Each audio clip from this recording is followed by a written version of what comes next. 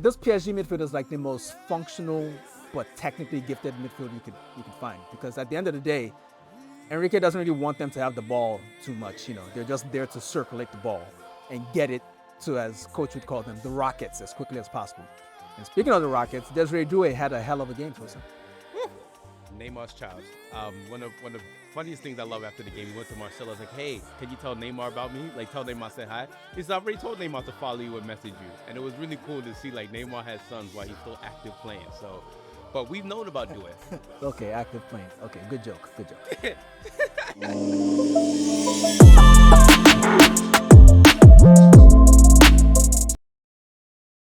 Ladies and gentlemen, welcome back to the Shirtless Plantain Show. This is the Champions League review / weekend review. I'm your host, Tosin. As always, next to me is Deen. How you doing today? I am well. How are you, brother? I'm good. We're missing Coach, but, he's got other things to take care of. What other things? Fucking piece of shit. Like, why is he not here? I know why he isn't here. Let me tell you guys why he's not here. One, he doesn't love you, listeners. That's why. He doesn't love you like I love you. And second, London is a scummy town filled with Qatari investment, just like Paris. He's out there collecting his bribes from the Malams that just won the Champions League. But let's talk. Let's do this. Oh, man, Champions League final, that game. I have a lot of thoughts, a lot of reactions. I'm going to let Dean talk first. Let him get his initial takes off when we get in depth about what we want to talk about. But go ahead, Dean. How do you feel, your initial reaction, seeing everything yesterday? As I've long revealed on this great podcast of ours, I'm low key an Inter fan on the side. Okay, like I have my reasons. Growing up, a lot of the football we got to watch in Lagos, Nigeria, when we had power, was Italian Serie A. So I picked a team, and I picked a team that had a Nigerian, actually multiple Nigerians, in Juan Kwakanu and Taribo West, and that was Inter. And that's how I became an Inter guy. But over the years, Arsenal has sort of surpassed that fandom, but I've always had a soft spot for Inter. And I have to say, that was fucking humiliating. That was embarrassing. I had to turn it off at 3-0. It was just too much to watch. It was a failure on every possible level, because we don't watch finals aren't played out like that. Finals aren't supposed to be like that. Like, I can't remember a Champions League final feeling that one-sided since, I want to say, United, Barcelona. Yeah. I was always going to bring that up. But yeah, and before that, I want to say Real Madrid Valencia, the 3-0. Like, that was the first like big final. I remember thinking to myself, like, that didn't go the way I expected it to go, So I, for one, as I said on the preview pod, I expected Inter to actually win. I figured the desperation of the situation, them being the older team, having the experience from 2 seasons ago when they also gave a Champions League title to another scummy supported team in Manchester City. I just figured they had everything working for them from a sort of motivational standpoint. But ultimately, it doesn't matter what your motivation is if you don't have legs. It doesn't matter what your motivation is if you're playing against players that are just more talented than you. And I think that game was just a confluence of every sort of failure that a team can suffer in a final game ever. Like, they failed tactically. Inzaghi has his sins to apologize to me personally for. They failed physically. They just didn't have the legs to keep up. I saw Mkhitaryan looking really tired in that game. I saw Barella, who's an Energizer Bunny type player, looking really tired in that game. But I feel like I'm yapping a bit too much. Tosin, you had something to say. Yes, I saw DeMarco's bald spot get bigger as each minute went on. You're not wrong, because I was going to pick on him specifically a little later. But it was just, and forgetting the age aspect of it, there's also, and this, again, I'm going to bring Arsenal up because that's my main team. But a big part of the reason why PSG Arsenal played out the way it did was because Arsenal did not have their players, and PSG had their players. Okay, Gabriel was missing, Havertz was missing, Gabriel Jesus missing. That stuff piles up. Over the season, you play more games by just having a smaller squad. And PSG, at the time they faced Arsenal, were missing nobody in their squad. Like, literally not a single injury. That stuff matters. And it was the same thing in this game against Inter. We had a Lautaro that did his hamstring in the semifinal against Barcelona.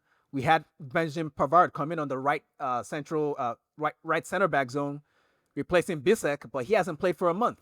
DeMarco, that we're going to make fun of profusely, has been in and out of the team with injuries. Then you add the age to that, and PSG were they also played the perfect game. This was not all about Inter's flaws, not even close. PSG, very talented team, very fantastic team, but at the end of the day, I think a lot of this speaks to the larger themes of the tournament for me, Tosin. I just feel like in today's game, given all the conversations and articles and everything we talk about injuries and fitness and health and depth and the schedule, at the end of the day, the teams that have won most of these competitions this season are teams that were healthy, that had some depth, that could change games from the bench. Those are the teams that won all the competitions this year. Yeah, and I mean, when you have a team where, Lee Kangen didn't even play. Bradley Barcola came out when it was 3-0.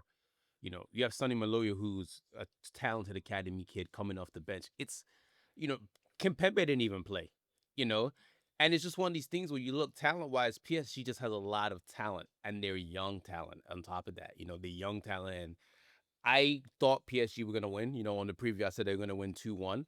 I just felt PSG had a little bit more to them. I just didn't think it was going to be this bad. I think this is probably the worst Champions League final score we've seen ever. But, Yeah. man, that was embarrassing.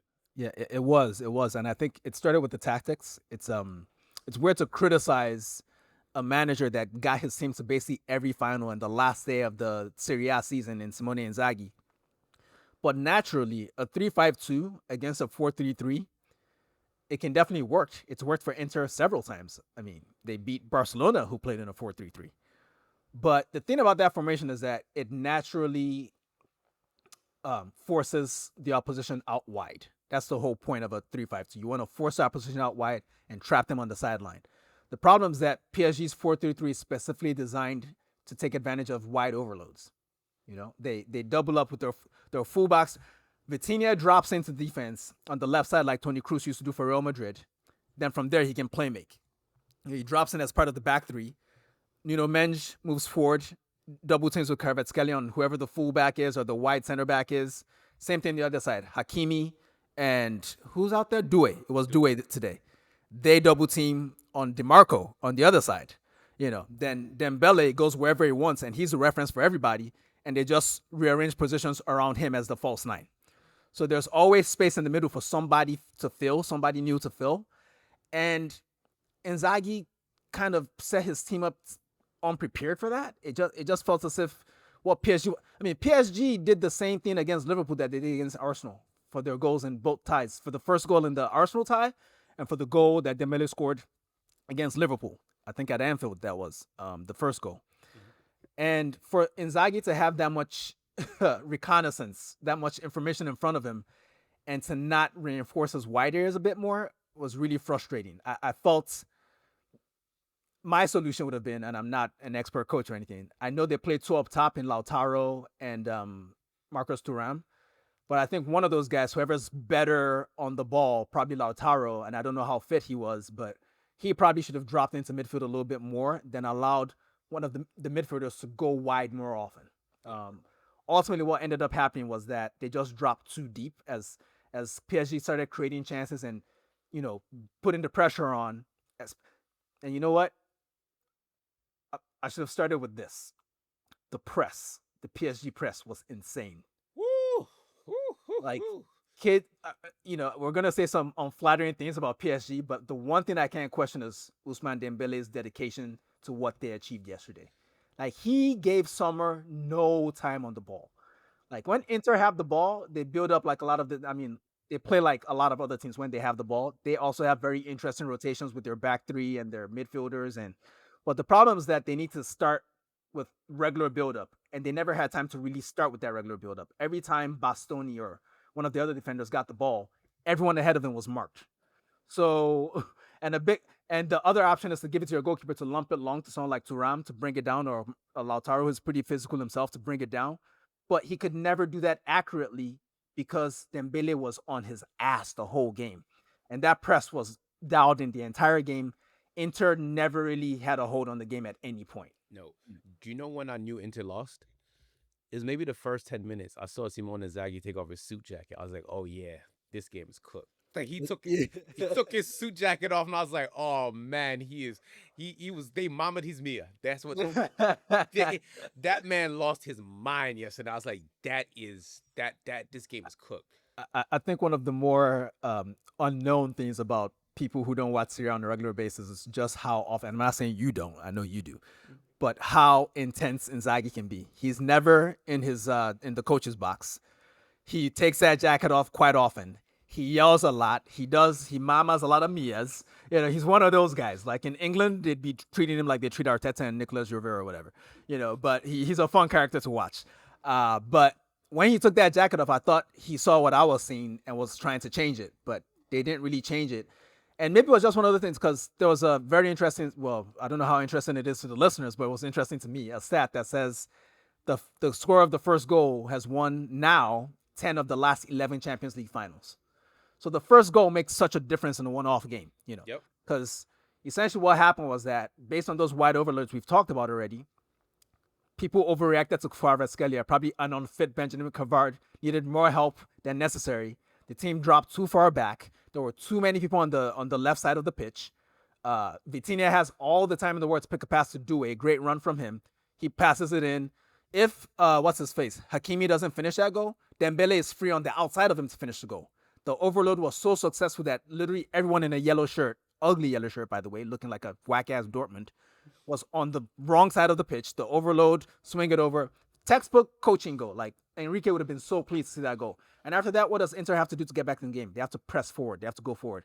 They try to go forward. Barella, one of the most energetic players in Europe, he's tired. He's trying to win the corner, fails to win the corner. Like this is something you see players do all the time. In the final, he fails to win a corner. Kvara wins the ball, plays it up to Dembele.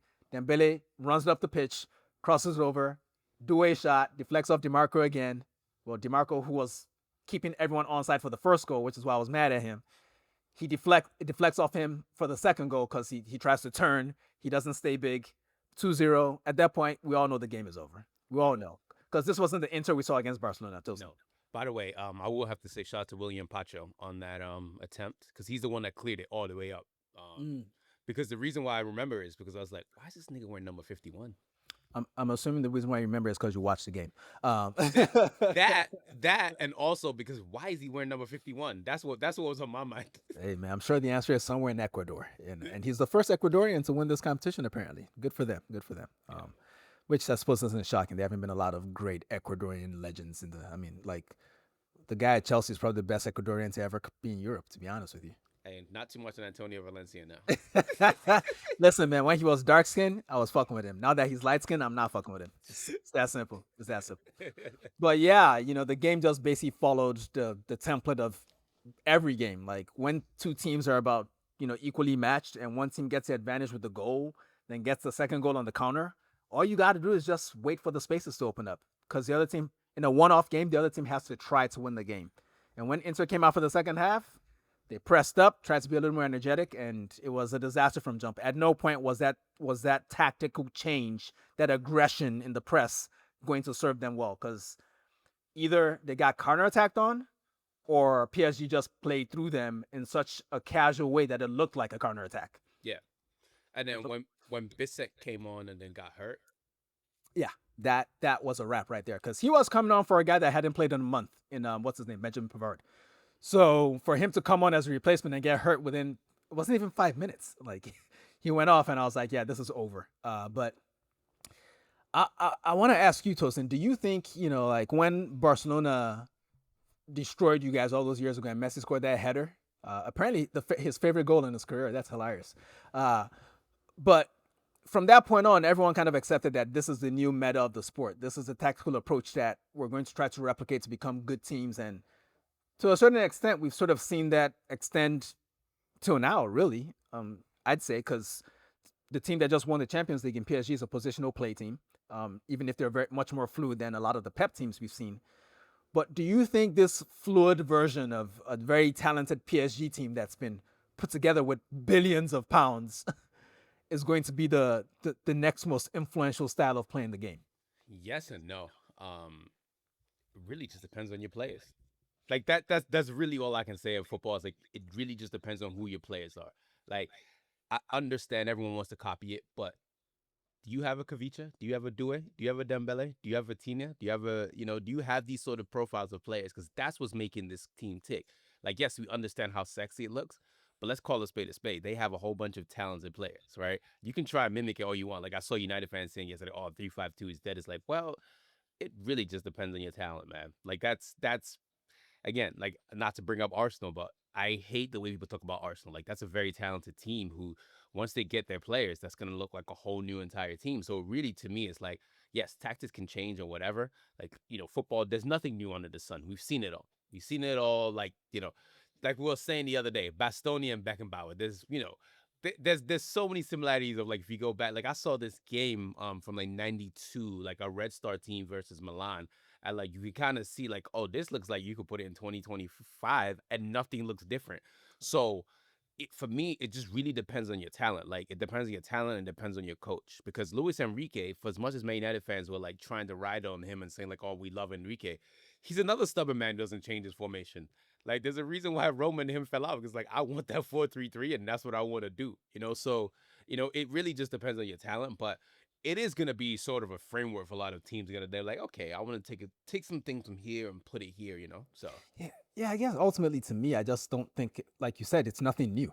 So I don't understand people watching what they saw yesterday. I mean, I get being impacted by how dramatic the score was, but ultimately, we're not watching anything new. We're just watching something we've seen for the past 15, 20 years done with really good profiles.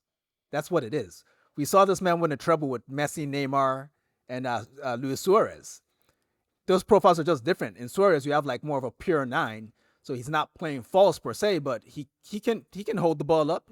He has technique. He can dribble from deep.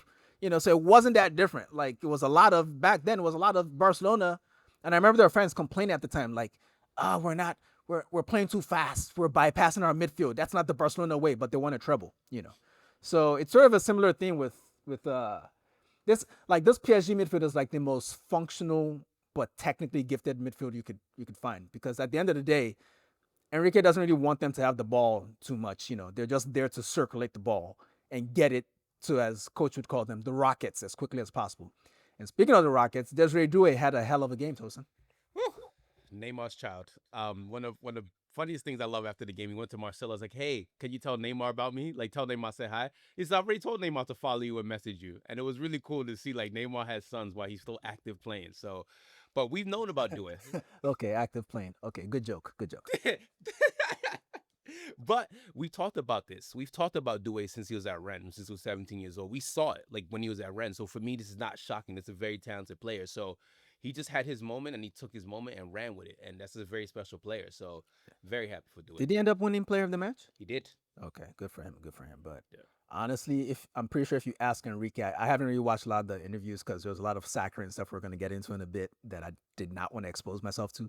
But I'm pretty sure that if you asked Luis Enrique who the player of the game was, he would have said Dembele. Because again, that pressing on the goalkeeper, Jesus. Can I have a little soliloquy on Dembele? No, you may not. I saw yesterday. I said I think Dembele wins Ballon d'Or, and someone was like, he's not even a top 5 player on his team. I was like, yes, he is. It's like let's stop lying. Dembele's a very special player, and we've known he's been great. Like we've known his talent since Rennes. Again, another Rennes player. It's just he just needed to mature, and it goes back to like what we're saying about football. Like not everybody's progress is linear, right? Some people have to take detours to get to where they're going. Like that big money move to Barcelona didn't work out for him. Obviously, he started Dortmund, but he went to PSG and he bought in. Like there's a video that went viral about Enrique talking to Mbappe about pressing and say you have to run like a son of a bitch, right?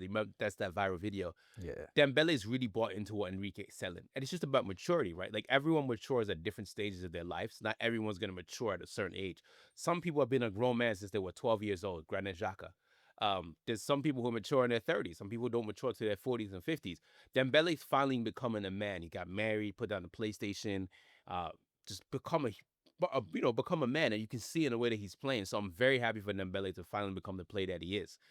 So he, to me, should win Ballon d'Or. I think he's had an amazing season. I think that he's been a catalyst for PSG, and they've won a treble, a quadruple actually. We're gonna, be factually correct. And hey, he's done his thing, man. I'm very happy for Dembele. Yeah, it's difficult to disagree with that. I think he wasn't quite the front runner for me because of the league he plays in, but at the end of the day, in the competition that included everybody that's a contender for this trophy, he he lasted to the end. He was the last man standing. So for me, he leapfrogs everybody. But you make an interesting point about Dembele and Due, and just we talk about coaches, we talk about tactics a lot, but ultimately this sport is always going to be about players. It's always been about the players. It will always be about the players. Okay. And it's interesting, like with PSG, up until January of this year, they weren't, even though they were going to win the league at a canter, because again, they're the most dominant team, I guess, in Europe at this point, but in France, definitely by far, they weren't playing at their best. Dembele and Luis Enrique were not on the best of terms. I remember when they came to the Emirates in the Champions League, he didn't play in that game because I can't remember. Him and Enrique had some sort of beef. And a lot of that beef had to do with his system. It was a little too rigid. And, people are saying things like, okay, we're playing a 4-3-3, but as we move up the phases of the pitch, we're gonna convert to a three at the back. Why is one of those three Nuno Mendes? This is a guy that overlaps like a demon, can underlap like a demon. Like, why is he part of that back three? Why not put one of the less talent? Well, not necessarily less talented, but the profile suggests that someone like Vitinha is a better fit in that back three to play passes to people, as opposed to Nuno Mendes, who is a super athlete, can get up and down the field, provide the overloads that would help Kvaratskhelia. So eventually he listened to his players, and his system became less rigid, became more fluid, and ultimately everybody won. We're gonna get a Ballon d'Or win out of the squad. We're gonna, they won everything, every competition they were in this season. So ultimately players truly determine what the tactics are. Yeah, I mean, I agree with you. I mean, like, again, not to bring up my team, and I hate doing this, like when we both bring up our teams, but it's like that's the example that we know, right? So I look at my team, for example, right? Like, what can you do when your striker can't hold up the ball? What can you do when your midfielders can't pass the ball? It's like, yes, we understand tactics matter. Yes, tactics are important in any sport. We know that. But at the end of the day, you need players. You need very good players who buy into what the coach is selling. And that's what you call culture. And that's why PSG, I remember when they played against Arsenal early in the year last year, they got smacked. They didn't look like this PSG, but that's what happens when the players. I would also like to make the point that every time we played them, we smacked them on XG. Hey, war a trophy. I know, war a trophy. I just want to say, Yeah. and we're the only ones to do it. I just want to say, Dang. Arteta is coming for you niggas, man. He's coming. Okay. Yeah. Carry on. So, and it's just, I look at it and it's just like, this is a very talented PSG team, right? Like, you have Desiree Doué, who is one of the best teenagers in the world. You have Kavicic, who is one of the best left wingers or whatever position he wants to play at the time in the world. Dembele, who we've known about since Rennes, right? We've known about these guys. Vitinha, who struggled in the Premier League, is a very talented player. Yao Neves is another player who was a £100 million player reported at the time. Fabian Ruiz has always been a talented player. We saw at Napoli, and like he finally is like clicking. So it's just like Marquinhos has been there forever. They have talent everywhere. They have arguably two of the best fullbacks in the world in Nuno Mendes and Hakimi. Then they also have a really good goalkeeper. So your spine of your team is really good. Then you have a coach who is really good as well. So, and it's just right timing. So it's just like, yes, I understand tactics matter. But at the end of the day, it's all about the talent. Yeah, and the talent that PSG have was not acquired cheaply. Okay, No. like just because they're likable and just because they're young doesn't mean that a lot of the stuff that we're hearing in the post game interviews and seeing in the articles that people are probably reading in between listening to our podcast is the route we should be going. I don't want to be the moral arbiter for the universe, but this is still a team that is bankrolled by a nation state. Okay, like most of the teams that we support cannot compete with that. Okay, they're doing their best to compete, but just technically, if it's just bag for bag, we're not competing with that. I read something about the PSG starting 11 in yesterday's game only had two players that cost less than 50 million. The goalkeeper who came for free, which means that they're paying him a shit ton of money in salary and wages. That's Donnarumma. And I believe Fabian Ruiz did not cost 50 million. Everybody else cost at least 50 million. And I want to add to that point where, because I talked about this yesterday on my personal Twitter. I understand they spend a lot of money, but also some of these teams spend money stupidly. And I understand, like PSG, they send a Randall Colomwani. They have a whole number 9 Goncalo Ramos on the bench. Like, yes, they have a crazy amount of money they spent to get to where they're at, right? But it's just, this is the game, man. Like, it's unfortunate that this is where football is, but we're a day late and a dollar short. You know, It once it doesn't mean that we don't have to comment about it. oh no no That's the no one thing. Like, yeah yeah for sure. But like when Roman was running around all crazy with Chelsea, when the Glazers did leverage buyout, we let the cat out the bag a long time ago. this is true, but some of us have been bitching the whole time. Some of us are children of Arsene Wenger. Some people told us that we were broke. That would be people like you prick. But you know, whatever. United fans, I remember what you motherfuckers used to say. Now we're all fucked. How about that? Yeah. Hey, I since I was 15 years old been saying we need the We can't Glazers. verify it. I'm just gonna tar you with the same brush I tar all Man United fans with. You people know nothing about football, and you're all terrible people that are glory hunters and support players that flip their fans off in Asia. Disgusting culture of a club. Ugh. Hey, Ugh. I grew up on a player who kicked a fan at Selhurst Park, and I'm proud of it. See, see, you guys are scum. Always been scum. You guys don't like culture. You like winning. That's all you like. Well, let me ask you this then. Inter, they essentially got to the finish line in every competition they entered this season and won nothing. hmm Is their season a failure? Yes, and yeah. I mean, they went 0 for 3. They went goose egg. No Italian Cup, no Scudetto, no Champions League, and it's looking like Inzaghi's gone. So who had a better season, Inter or AC Milan? Nobody. they No, you got to answer the question, man. Inter did. Okay. Why? I If mean, their season was a failure, how is their season better than AC Milan's? They won a cup, right? AC Milan finished ninth. In the league? Yes. Damn. So what is the conclusion from your statements? Like if you combine those statements, like Inter lost in every final and their season was probably a failure since they might end up losing their coach Saudi Arabia. I think you should go get that bag because at some point you need money. He's been squeezing water out of rocks for years. Okay, like playing a how old is Henrik Mkhitaryan? That nigga older than me. I think he is. I generally think he's almost. I think he's almost 50. He's 58. Okay, boom.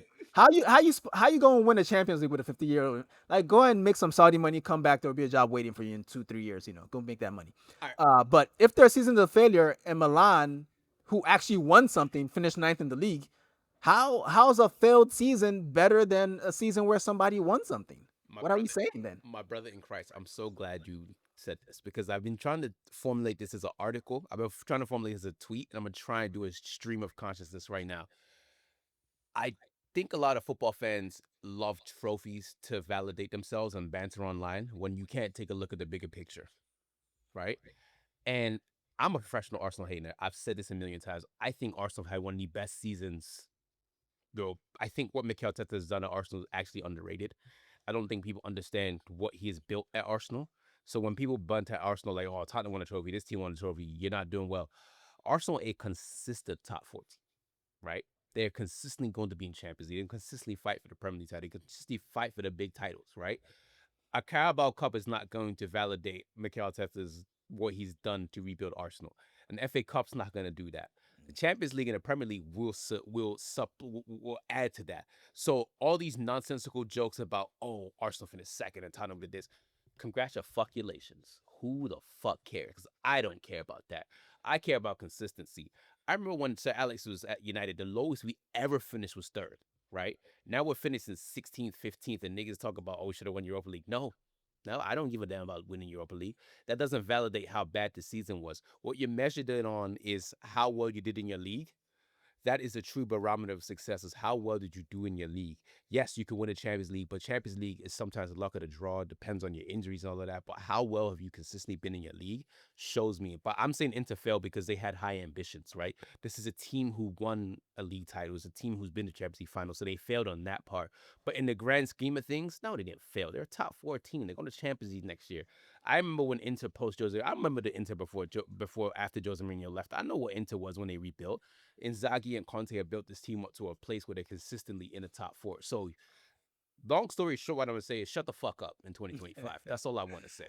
Yeah. That said, I do think in one respect it's definitely a failure because I think if they had won this trophy, then it would have validated the season. It would have made all the efforts feel worthy. Mhm. Then you could have justified running it back.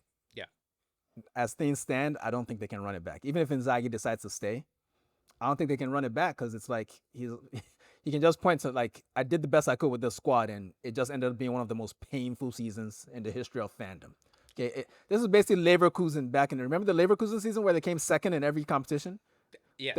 Then Bayern bought Michael Ballack after. Yeah. Jesus, it was awful. So this is sort of the Italian version of that, and it's unfortunate. Real quick though, what do you think? What do you think? We've talked about this a little bit, the whole QSI aspect, and again, compliments to all the players. Luis Enrique, fantastic manager. Glad to see that. This is something that was great for his legacy. I still don't know how I feel about him as being one of the best managers ever, because every time he succeeded, it's been with a Pep level team.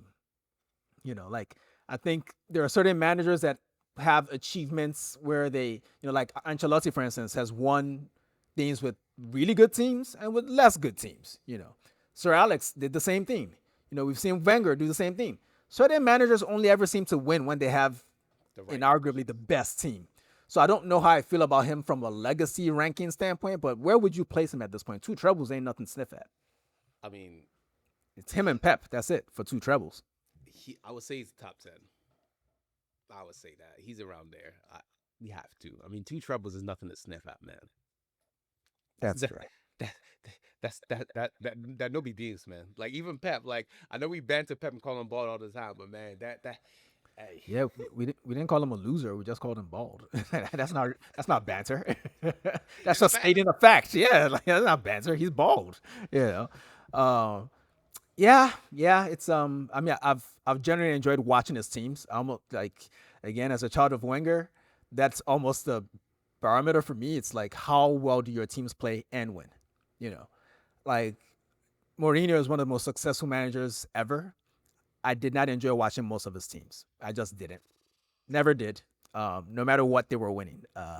I did like the Real Madrid team that overtook Barcelona in La Liga. That team was good. Some of the Chelsea teams were okay, just attacking wise. But for the most part, I've never really enjoyed watching Mourinho teams. Like Inter winning the treble with Mourinho, a lot of that shit was ugly. A lot of it was ugly. I didn't like it. Even when we had Mourinho against Ajax in the Europa League, I want to poke my eyes out. Oh, that was awful. That was awful. Wait, did you guys win that on penalties, or was it like a 1-goal win or something? Andre Onana was in goal. What do you think? I see. Hey, man, Onana was good for Inter. That's the Onana I know. All right, man. One last thing. What do you think is, I mean, leaving the media stuff out of it, what do you think is behind this urge? We've seen a lot of stuff trying to portray PSG as these likable underdogs, and I'm like, no, they're owned by the second richest nation state involved in the sport. Like, what are we talking about here, man? Like, what is this urge to like make them cute? Like, I don't get it. Why can't this be a really good team that finally won after spending billions of dollars? I'm gonna put it in italics. Culture. PSG are cool. They got the Jordan brand. They got the Dembele. They got all the cool players. They got the Doués of the world. They got the sexiness. And everybody hates Mbappe now for some reason. So now when Mbappe's gone, everyone's like, see, we're gonna beat him with a stick. I saw Bill Simmons tweeting about Mbappe. I'm like, yo, chill out. Like, we're doing too much. We're doing too much about Mbappe now. Like, yeah, let's play our lanes, please. My thing about Mbappe, and like I wanted to bring this up because this is a guy who literally has 5 goals away from having the most goals ever in the World Cup history. Not Pele, not R9, not Van Basten, Mbappe. Like let's. I'm not impressed by someone overtaking Miroslav Klose. I'm just not. Sorry. Oh, I understand it. You are the greatest antagonist ever. Just trust me on that. If there's someone who can hate you and find hate in anything, it will be Dean. But what I'm saying is, for real, like let's relax. It's a 26-year-old player who's won a World Cup, scored a hat trick in a World Cup final. Let's calm down a little bit about Mbappe. Here's the Mbappe point I want to make. Yeah. People realize that he scored 31 league goals this season, right? In his first season at Real Madrid. They won nothing, but he's not all of a sudden a bad player because he didn't win. He just had a losing season, I suppose, based on the expectations of his team. But him as a player, like, did he mess up the chemistry that other players had going? Yes. Did his team suffer because of it? Yes. Is he now a bad player? No, not at all. Did he make that guy delete his account because he scored a free kick? Yes. Did he put Guardiola in the dirt? Yes, he did that. I remember that. That happened this season, But yeah, Congratulations to the victors. That's all I got. Yeah, that's all I got. Shout out QSG. They did it finally. Yay! Yeah. And Inter, man, let's just tear it down. It's time. Yeah. It's time. Let's get the young niggas in. And at Cherby, it's been a good career, but call it.